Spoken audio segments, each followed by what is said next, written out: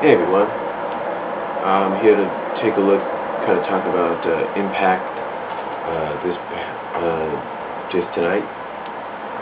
Um, I have to say, I've been a fan, first of all, of TNA since almost its beginning. As a matter of fact, I recorded, I think, the second pay-per-view that they had on the weekly pay-per-view series. The only problem was I only got about 25% of that because we had a thunderstorm that night in Lawrence, Kansas. And so the power was taken out for a while, but I did record, the rest of it, especially AJ winning the X Division title for the first time, being the first X Division champion.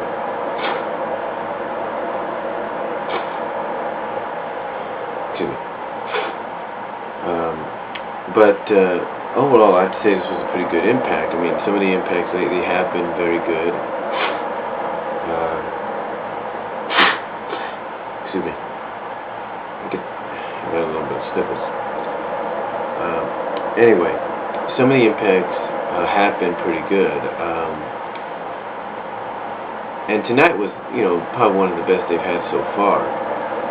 As a matter of fact, it reminded me a lot of an episode of WCW Thunder back in 2000. It was actually in the first week of April, I believe, in 2000 that this edition of Thunder aired. I'm not really sure, but I recorded it on a 10-hour tape, I believe, and it was during the starting rivalry and feud of the New Blood and the Millionaires Club. And I remember, and I can just remember to exact detail this episode of Thunder, where basically it began with the Millionaires Club and their allies, if you will, getting ready for the New Blood to show up. Basically the main members and Bischoff and Russo. And it's like as soon as they opened up the door, which was I think the garage door or something like that, the door to the garage, here came the Millionaires Club, Hulk Hogan, Sting, Chronic, Horse Hogan, Ric Flair, Kurt Hennig, here they were all coming out. Kevin Nash, all coming out and basically beating down on Eric Bischoff, Vince Russo, Buff Bagwell, Lex Luger, Jeff Jarrett, you name it. And then the rest of that night, and then almost 5-10 minutes later, they did it again. They started out again, kind of having a bit of a riot, if you will, fight in the ring. And they sort of ended it like that as well, where Ric Flair won a battle royal, supposedly to get a title shot. And I just remember that night was also basically, I think Vince Russo put it as the New York rules match. In other words, every match, no referee, you make your own rules, do what you want, do whatever the hell you want.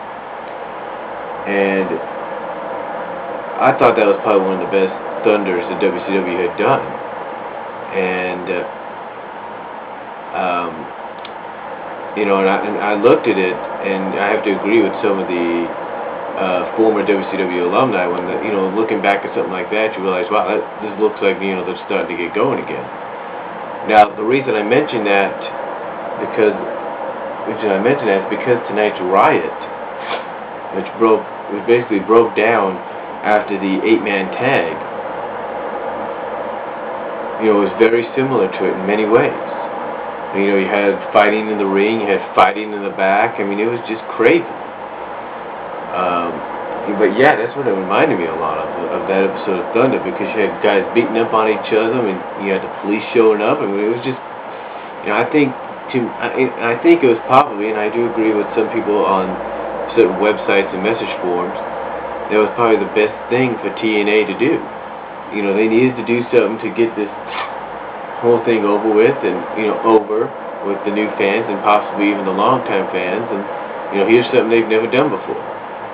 I'm sure that a lot of people might say, well, what, might ask the question, like, well, didn't they do something similar when the SEX came around? Maybe they did, but it wasn't as bad as this. I mean, if they did anything similar with the Sports Entertainment Extreme deal, to me it wasn't probably that big of a deal, because they were like basically in a field house. on a fairground, you know, so it really wasn't a big of a deal. I mean, we're talking Universal Studios here. You know, it's one of the biggest national, worldwide most popular theme parks there is. You know, it doesn't matter if it's in California or in this case in Florida.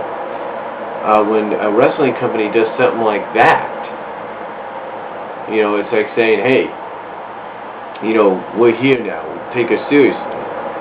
So, anyway, though, that Riot was exactly what they needed, and you know, and it's like I said, just like I mentioned before,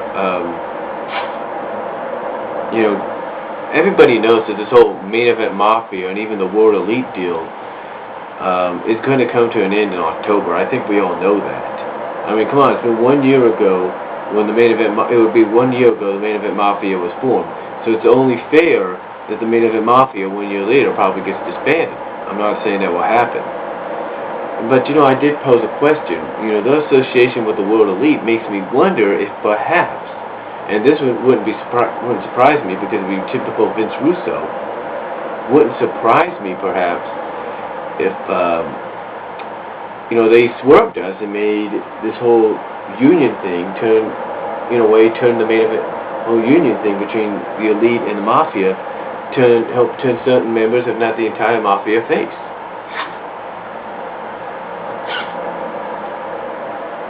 But, you know, I'm not going to say that. All I know, basically, from what I've read, again, like I said, I'm not going to say that if it's going to happen or not. I'm not trying to say that. The only thing that I've read is that certain two members of the Mafia are going to become baby faces. We know that, and I think we know who the members are. And in case some of you don't know, when it comes to the World Elite themselves, and in case you haven't read it yet, go to ProWrestlingNews.com, Google it, you know, video it, if you will.